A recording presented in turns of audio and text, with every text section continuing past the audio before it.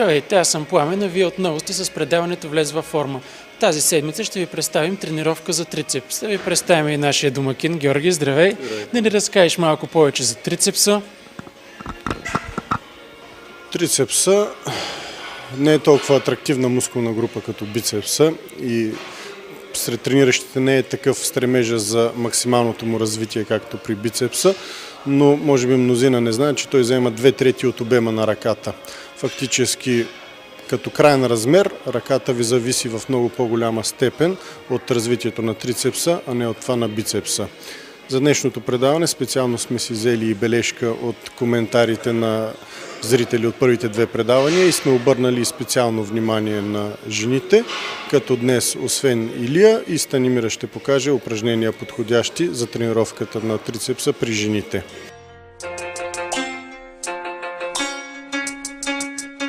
Първо упражнение за трицепс избираме натискане на скрипец.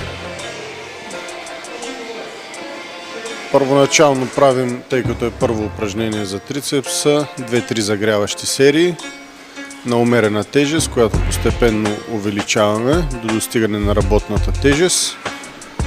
На самата работна тежест изпълняваме 3 серии по 10-12 повторения, като последните повторения трябва да са с значително усилие. В конкретния случай виждате, избрали сме скрипец с подвижна макара, тъй като на този вид скрипци се намаля напрежението в лактите и цялото усилие е само в работещия мускул, не и в ставите.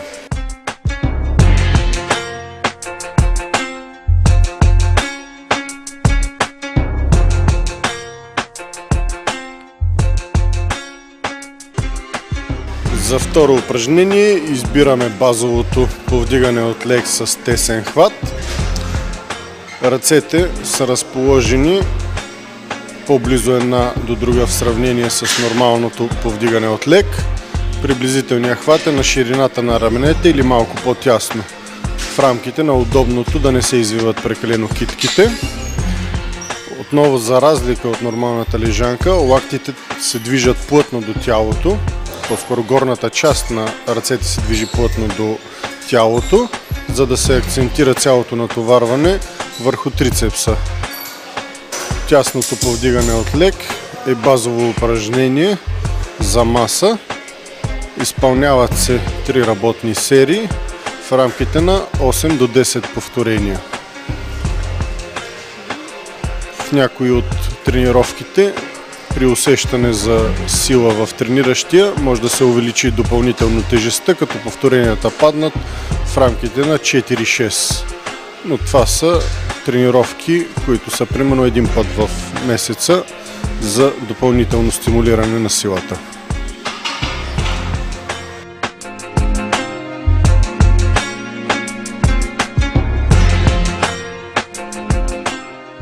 Третото упражнение за трицепс отново е базово, изграждащо масата на мускула.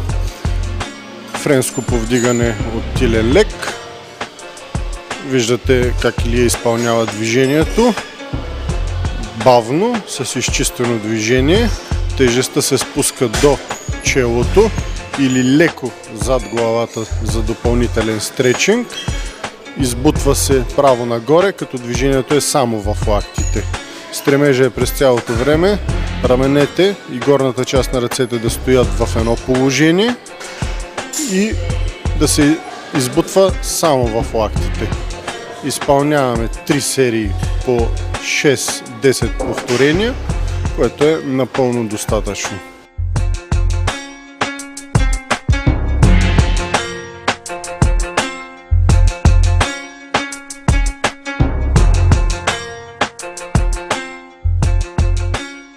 Четвърто завършващо упражнение за трицепса е оформящото разгъване на скрипец в подхват с една ръка. Ръцете се редуват, изпълнява се с всяка ръка 3 серии по 12-15 повторения. Важното при това упражнение е да няма никакъв компромис с техниката. Горната част на ръката седи абсолютно неподвижна и перпендикулярна на пода. и разгъването е само в лакътя. Виждате перфектният начин за изпълнение на това упражнение във варианта, както го изпълнява Илия. Може да не се правят почивки между двете ръце, а общо по 3 серии на ръка да се извъртат в едно бързо темпо при редуване на двете ръце без почивка.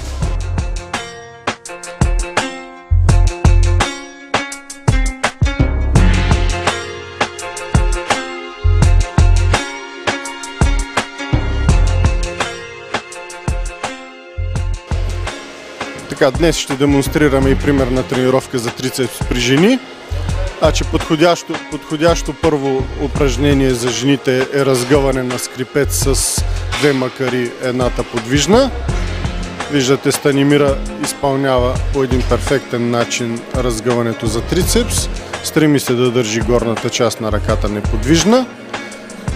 По принцип трицепса е проблемна зона за жените, където отлагат лесно повече мазнини.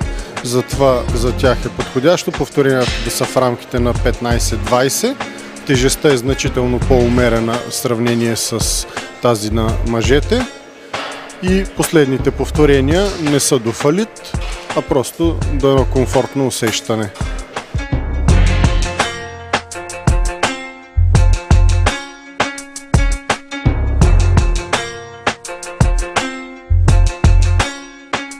Второто упражнение за жени. Правим разгъване за трицепси от наклон с въже. Това упражнение идва като заместващо френската преса, която изпълняват мъжете, тъй като за жени е по-неудобно да се занимават с щанги. Затова импровизират на скрипец, за да се получи същия ефект от упражнението, както при френското разгъване. 3 серии по 15-20 повторения отново се изпълняват с една комфортна за жена тежест.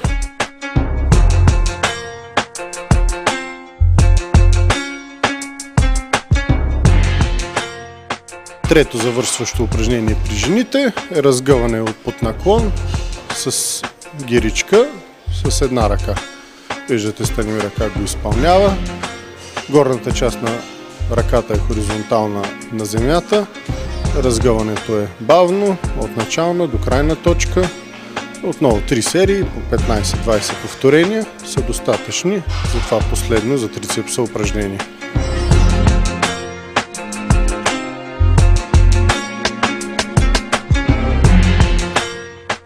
Това беше всичко от предаването за днес. Надявам се да сме ви били полезни. Гледайте ни в следващата седмица.